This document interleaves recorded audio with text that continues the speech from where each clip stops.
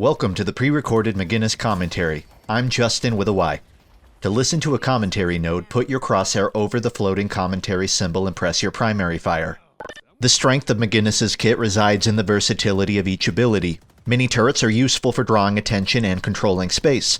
Medicinal Spectre provides her and her teammates a consistent source of healing. Spectral Wall can lock enemies in or out of vital pathways.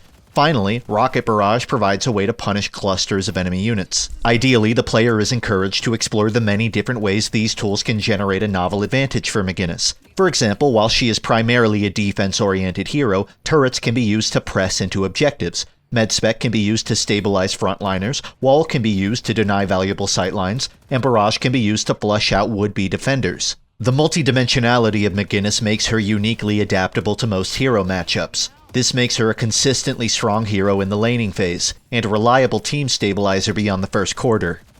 To offset her innate strengths, McGinnis has only 2 stamina, rather than the typical 3 of most heroes.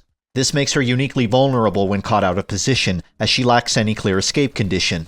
When a player digs McGinnis's heals into a defense, she requires a fairly coordinated assault from multiple opponents to be dislodged. However, if enough opponents get in her face, McGinnis is often forced to forfeit her own territory. Nearly every hero in Deadlock is designed with such innate strengths and weaknesses. Learning when not to engage with advantaged opponents is a core skill set developed by players over multiple periods of gameplay. Fully utilizing a hero's strengths involves repeated player experimentation and a clear understanding of the game's neutral objectives.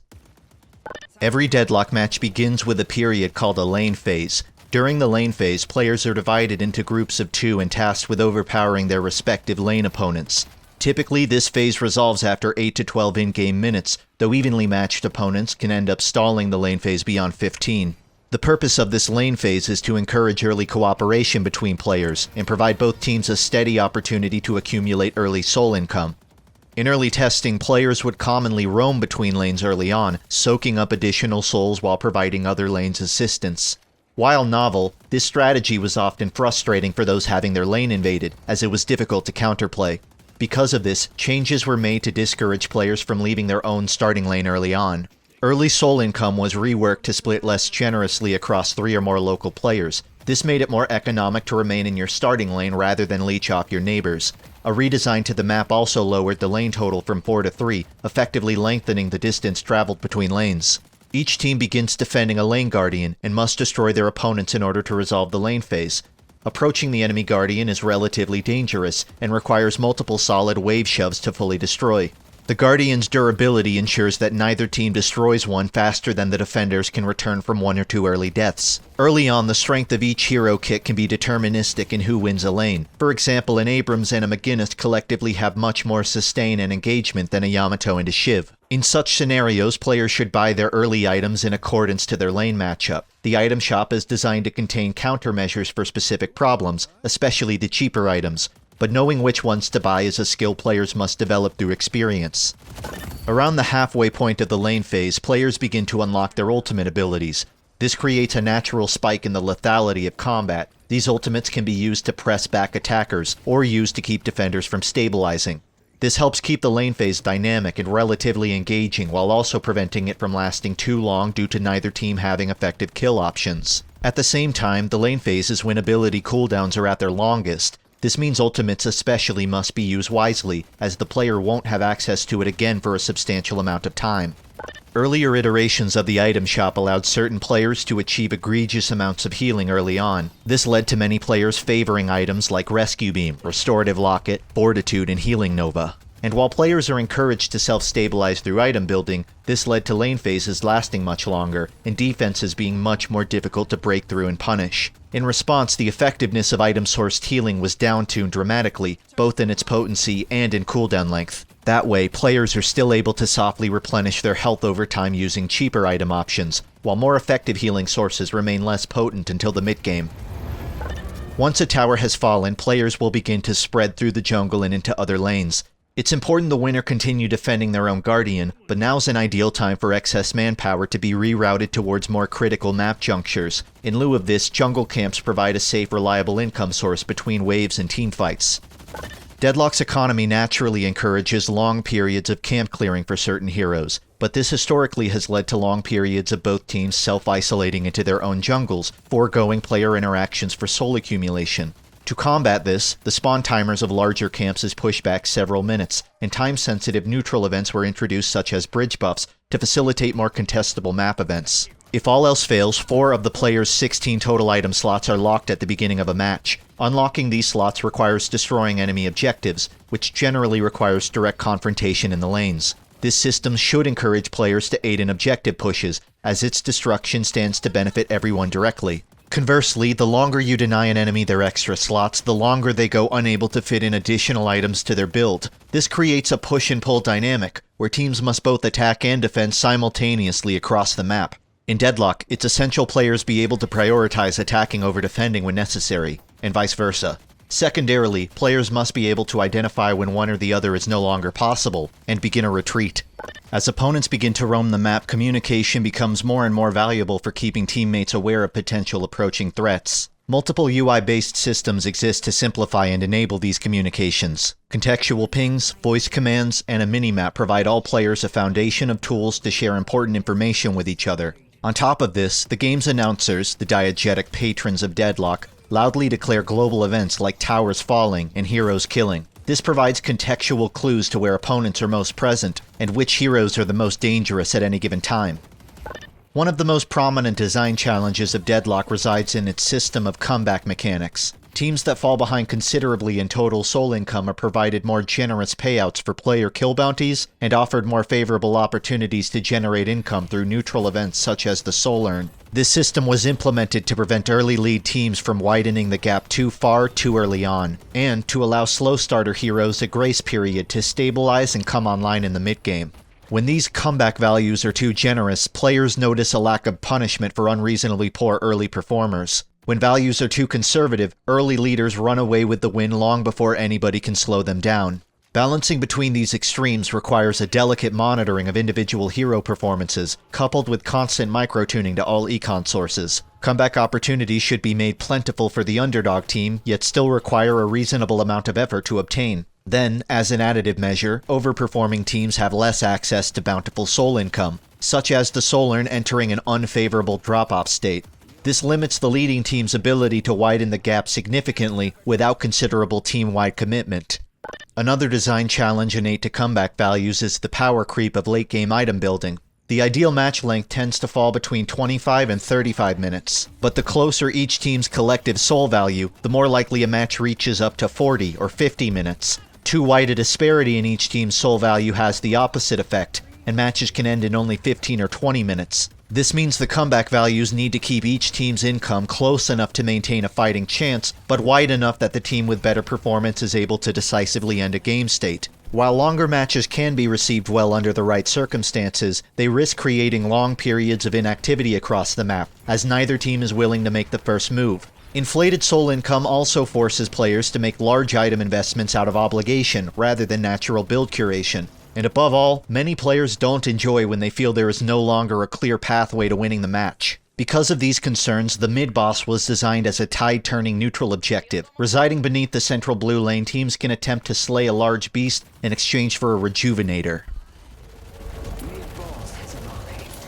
The Midboss buff enables its owners to take larger risks and push hard into enemy territory. When neither team can reliably overwhelm the other, claiming the Rejuvenator can often be the deciding factor in a match's outcome. But taking Midboss comes with its own risks, as your opponent may show up to steal it or fight in its aftermath. This makes it a highly effective design tool for expediting game ends, as it forces passive teams to either engage or take on a massive disadvantage. Balancing the benefits of Midboss and the ease of access to the Midboss pit has been an ongoing design challenge. Early iterations of Deadlock housed Midboss in the sub-level of a massive central city building. While this high-rise made for an interesting set piece, it was a somewhat clunky playspace to navigate, and it made Midboss a rather volatile objective to attempt taking. Following a map rework, Midboss was relocated to an underground section beneath Blue Lane. While still fairly accessible, this makes contesting mid require more strategic navigation, and it offered a combat zone noticeably different from other outdoor sections of the map. All heroes are designed to have preferential circumstances in combat. Aggressive heroes like Yamato want to close the gap and attrition out their victims. Defensive heroes like McGinnis tend to space themselves out from danger and force attackers to press inwards. Balancing these philosophies is difficult, as defensive kits tend to stall the game out, but aggressive kits often snowball quickly when a defense never recovers. Thankfully, the natural weak points of these kits tend to play into their ability to contribute to the overall map state. While a defensive hero can comfortably control a lane, it's much harder for them to push forward without being identified. And while aggressive heroes can comfortably patrol the jungle, it's exceptionally difficult for them to shut down a coordinated push. These archetypes only dictate a portion of player experience. When used right, many abilities can directly counter enemy abilities, thereby allowing defensive heroes to play aggressively, or vice versa. This effect is strengthened by thoughtful item building and preemptive positioning. One particularly contentious strategy encountered in playtesting was entire teams remaining grouped up throughout a match. Playtesters dubbed this strategy Deathballing. When 3 or more attackers huddled together, it was very difficult to stave them off without assembling 3 or more defenders yourself. This made forcing objectives down trivially easy for early playtesters. After one lane was complete, the Deathball would continue systematically breaking objectives and overwhelming anyone caught outnumbered until map end. To discourage deathballing, the secondary objective of each lane, the walkers, were given a scaling resistance depending on how many attackers were present. More attackers meant more damage was required to destroy a walker, and while this didn't entirely solve the issue, it did serve a purpose in disincentivizing overstocked offenses. As another solution, the soul split of troopers was further dropped for larger groups of allies. This meant excessive clumping resulted in less income for all involved players. One byproduct of these changes was that high-mobility gun-oriented heroes became de facto objective shredders. Traveling alone meant a much higher income, and a large ammo clip often allowed these heroes to face tank all incoming damage while they burst down walkers from full to dead. This strategy was communally dubbed ratting the objective. While teamfighting is a desired feature of Deadlock, it wasn't intentional that the entire match become one never-ending teamfight, and while individual performance is important, having one player obliterate walkers wasn't exactly a planned feature.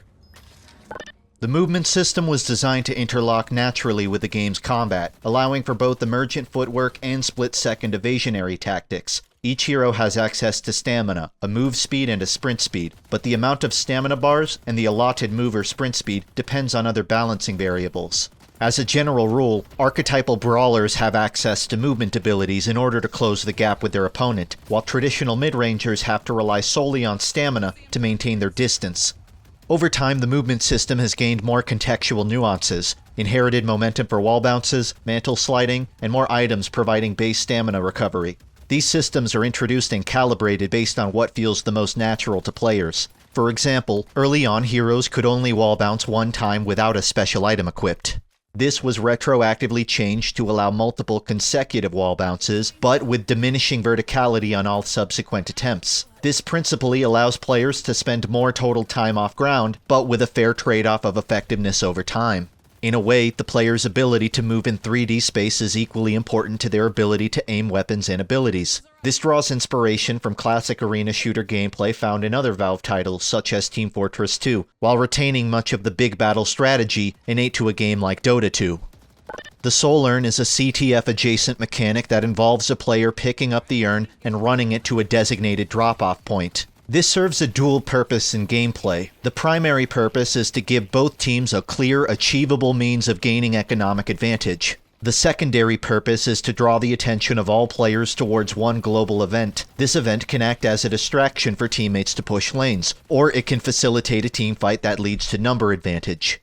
Earlier iterations of the urn always had a neutral drop-off point, but this created runaway victory scenarios where a winning team would grab and bag every urn with ease while defending players were stuck in base. Now, anytime the total soul differential between teams reaches 10%, the urn's drop-off is moved to a more favorable position for the trailing team. When this differential was introduced, a new problem arose. Winning teams, unable to run an unfavorable urn, would instead hold it hostage indefinitely on their side of the map until the differential dropped below 10%. To combat this, the urn was changed to begin draining the health of any runner after a fixed amount of time. This way, a possessing team could still hold, while making the runner a more punishable target for opponents. If the urn is dropped, after some point it will begin to walk back to its own spawn point. This prevents teams from simply dropping the urn in their own base until it respawns.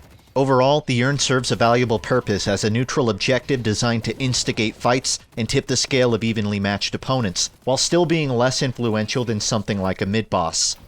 Punishability is one of the most intricate points to balance within the game's larger combat system. Certain heroes require innate escape options in order for them to justify taking any risk, but if certain heroes are too good at escaping danger, it begins to affect the match quality for others. Several underlying mechanics of the game's movement involve lowering a hero's move speed when firing, lowering it when under fire, lowering it as a byproduct of applied debuffs, and in extreme cases, players can buy certain items to temporarily silence opponents from activating their abilities. All of these serve a purpose of adding risk to engagement and making attackers more punishable and/or chaseable. Still, a modest level of skill expression is intended for the game, and so exceptional players will ideally find ways to escape dogpiles through clever movement and strategic item selection.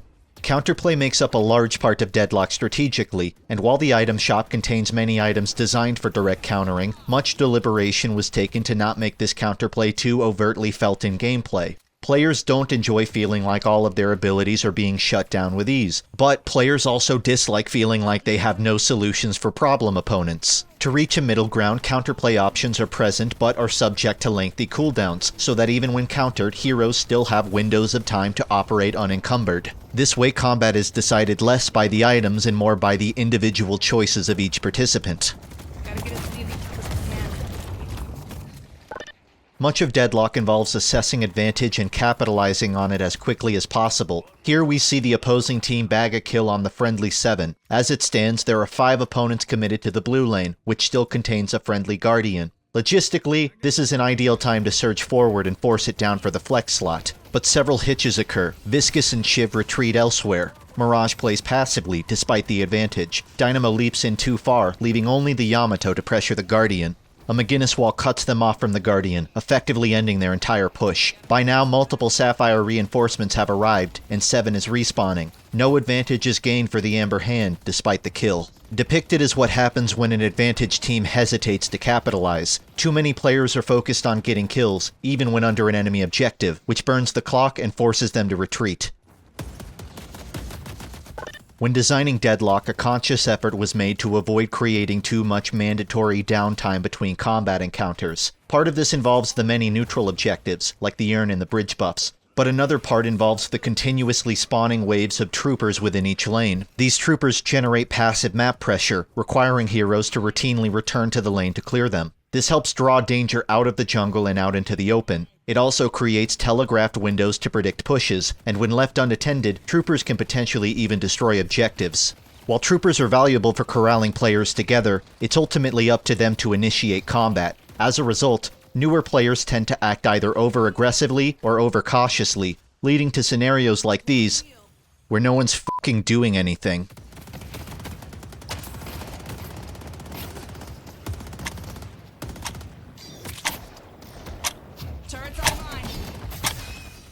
Rather than a conventional draft, Deadlock's playtesting has instead been focused around a pick priority queue into a lightly curated team balance. While valuable for gathering broad data regarding hero win rates across every possible matchup, this draftless matchmaking brings its own challenges. Some team compositions can end up with a distinct advantage, like excessive stuns or larger health pools. Other compositions have distinct disadvantages, like a lack of healing or mobility. Some guardrails were put in place to prevent this, like a preference for giving each team a minimum number of support-adjacent heroes. Similar systems exist, I assume, for evenly distributing frontliners and hard carries, but the matchmaker decides even if these conditions aren't necessarily met, as long as the rank distribution is acceptable. Many items in Deadlock allow players to directly aid local teammates. One of the most interesting is Rescue Beam. Pulling teammates can potentially create more harm than good depending on where and when they're pulled. In playtesting, for every 5 allies I pulled out of an Infernus ultimate using Rescue Beam, I pulled one especially unfortunate teammate into one. Allowing this risk of sabotage is ethically debatable, but ultimately I think the good outweighs the harm, and the good moments help strengthen team bonds more than the bad ones break them.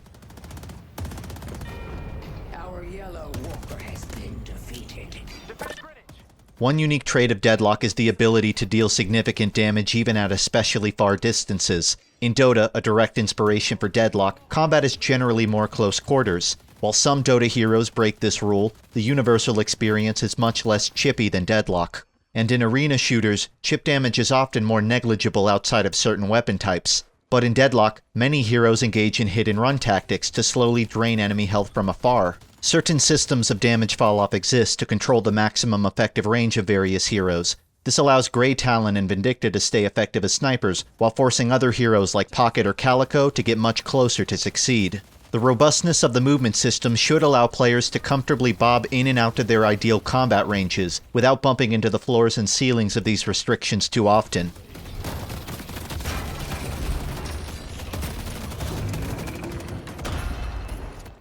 Walkers are designed to be significantly harder to destroy than the early game lane guardians. They can fire barrages, laser beams, and even stomp stun attackers who get too close. Players are encouraged to explore the many side angles leading to walkers, allowing for more unpredictable engagements. I see Yamato. Early iterations of McGinnis' Spectral wall spawned a completely straight line of cover. This was troublesome, as opponents could slip through small cracks near the edges and circumvent her intended cover. To address this, the outer segments of her wall were modified to magnetize towards the nearest terrain, effectively closing potential gaps, and helping make McGinnis less of a universally garbage hero. You're a testament to your profession, McGinnis. Towards the end of matches, heroes begin accumulating large amounts of damage resistances. In early testing, this resulted in spongy heroes with obscenely long time to kill. In response, many of the innate resistances provided by items were cut, and more forms of resist shred were introduced. That way, even if opponents become spongy, players still have a means of keeping this in check. A similar approach was taken to address item-based healing. When players began favoring mass healing, more forms of healing reduction were introduced, and healing items were tuned down to be less effective. This also had a positive side effect of making heroes with innate healing abilities more essential for a team's stability. Early versions of McGinnis' Barrage restricted her mobility to walking. This made her especially vulnerable, as her barrage had a minimum range of 7 meters. This was meant to reflect the anchor playstyle of McGinnis, as she could only barrage from where she set up a defense beforehand. But in practice, this meant McGinnis couldn't barrage anybody who broke line of sight, and with such a large map it was common for fights to migrate multiple rooms over within seconds. Eventually, Barrage was given full freedom of movement, sliding, dashing, jumping, with a caveat that her dash distance and move speed are significantly lowered. This allows McGinnis to strategically reposition her defensive hold during Barrage, while still keeping her loosely tethered to her starting point.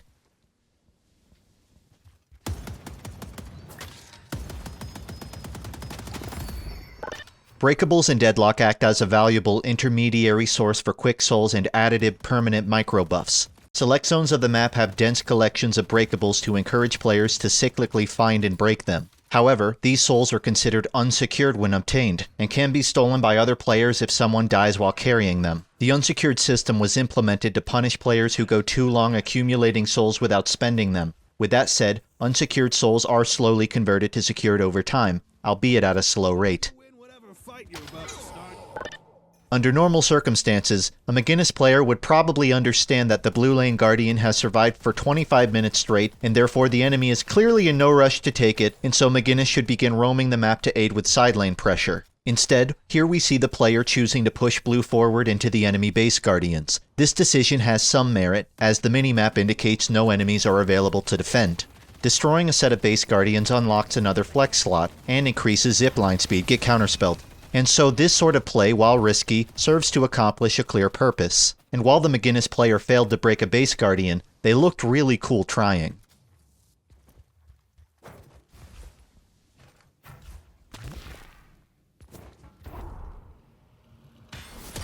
While this McGinnis player is actively tethering to the blue guardian, they can see that the outer lane is struggling to stabilize. In response, they decide to run a bluff play that involves barraging from roof without fully committing to the lane. This is enough to scare the attackers into retreating, allowing the McGinnis to quickly reroute back to the precious 27-minute lane guardian defense. Living up to his reputation. This McGinnis player has over 2,000 matches played, and recently D-ranked to Oracle 6. It's cool though, because they climbed back up later. As objectives are destroyed and camps are cleared, matches begin to center around the popcorning teamfights across the map. It's important the play space be cleanly navigable, while remaining labyrinthian enough to allow for novel platforming, misdirection, and chase escape. This is accomplished by segmenting areas into differing elevations, and having a mixture of both indoor and outdoor segments. Altogether, this allows for diversely emergent traversal of transitional jungle hurdles. The play space is wide enough to accommodate combat, but narrow enough to facilitate a Scooby-Doo monster chase. Time for a little help. One time a Mirage player called me a PvE bot, and I got so upset I had to count my steps for 15 minutes just to calm down. Sieging the enemy base is designed to be the most difficult part of a match. The outcome of a team pushing this far forward can end up in complete team wipes, and victory or defeat becoming certain. Because of this, the play space is designed to imitate a proper uphill battle for attackers. If a team can manage to break through a lane entrance, the infestation is often too strong to stave off without a Hail Mary. Lone attackers this far forward should be easy to punish, and failure to do so is indicative of a truly dysfunctional defense.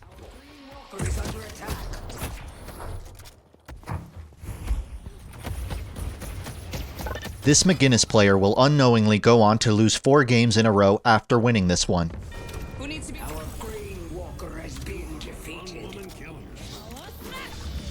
Visual clarity is essential for keeping more dense teamfights easily readable, both by the player and by potential spectators in a tournament setting. One means of retaining clarity for Deadlock has been tackling all visual indicators with a heavily utilitarian approach. Avoid lingering particles, favor simple shapes for AoE effects, and design visuals around windups and impacts, rather than aftermaths. The end product can still often become chaotic, but remains parsable enough that experienced players have minimal trouble keeping up with what's happening. Nearly all visible effects are indicative of live abilities in play, and distinguishable enough to be traced back to a hero of origin. For example, Gold Lightning is associated with the hero 7, while Ice is associated with Kelvin. These thematic distinctions help keep the battlefield readable at a glance.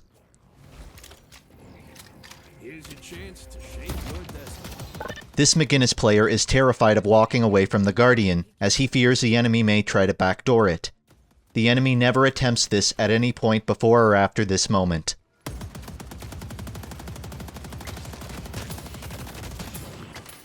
Towards the end of matches, heroes would often have their cooldowns reduced significantly through a combination of various items. This would often work in direct conflict with the balance philosophy of ultimate abilities, as some ultimates were so impactful they necessitated a significantly long cooldown between uses. To make matters worse, there also existed an item designed to refresh a user's ultimate once upon activation. Put together, this made too many heroes always have an ultimate ready even when taking back-to-back fights. To address this, CDR sources were downtuned significantly, locked behind larger soul costs, and fragmented into more clear distinctions, like ability CDR versus item CDR. Additionally, Refresher was given a short channeling period to prevent players from quickly chaining 2 ultimates together. That way, players could still shorten their total cooldown significantly, but it would take much more in-game time for their builds to reach these points.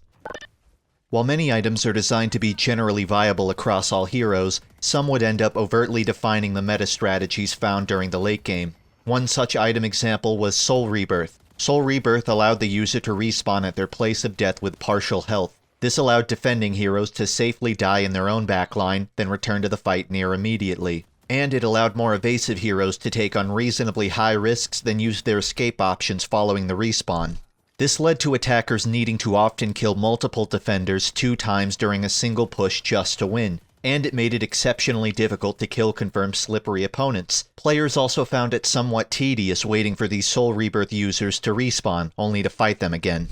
And while respawn shortening mechanics exist elsewhere in the game, this one felt like an unreasonable undercut of the effort players were making to kill enemies in the first place. For all these reasons, the item was shelved. After some time, a spiritual successor was introduced called Cheat Death. While this new item allows players one last chance to survive, it does so with considerably higher risk and restriction than Soul Rebirth.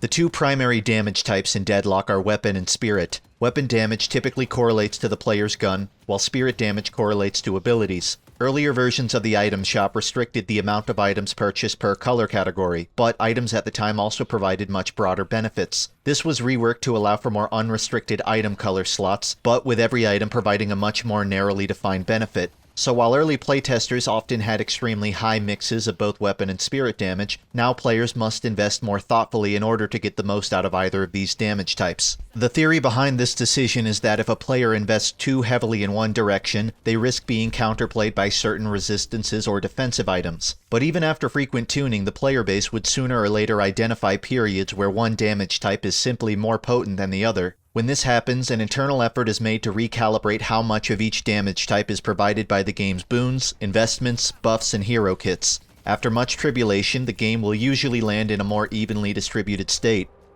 For about 2 weeks. Time to reshape the battlefield. Each hero tends to fit within certain archetypes of purpose. The support archetype is designed to empower teammates, prevent disasters, and give allies a second chance. Making sure each hero within an archetype remains mechanically distinct from one another is a tough challenge for kit designers. But pause! I just wanted you to see that.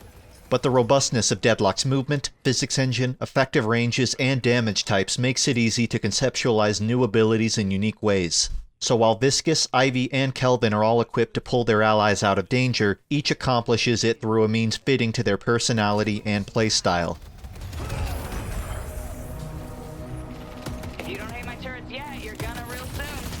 Early on, destroying enemy shrines were a prerequisite for unlocking your final flex slot, but in practice this was too difficult for trailing teams to accomplish, as often they couldn't afford the high risk involved with entering an enemy base. So this flex slot was moved out of the base and onto the base guardians.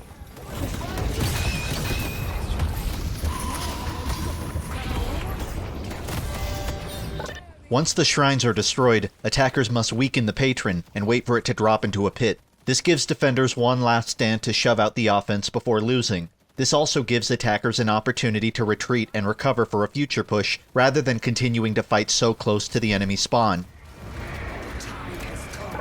Here the attackers have control of all 3 lanes, a Rejuvenator buff, a 2-man advantage, and multiple ultimates prepared. Naturally, this is the point where a random guy asks, should we stay? As if there is any reason whatsoever on God's green earth to do anything but stay right now. In early playtesting, we considered adding a feature that automatically kills indecisive teammates in real life using a high voltage shock through their headphones, but ultimately it was cut for time. This shocker speaker concept has been shelved and will be repurposed several years down the line for an entirely unrelated project.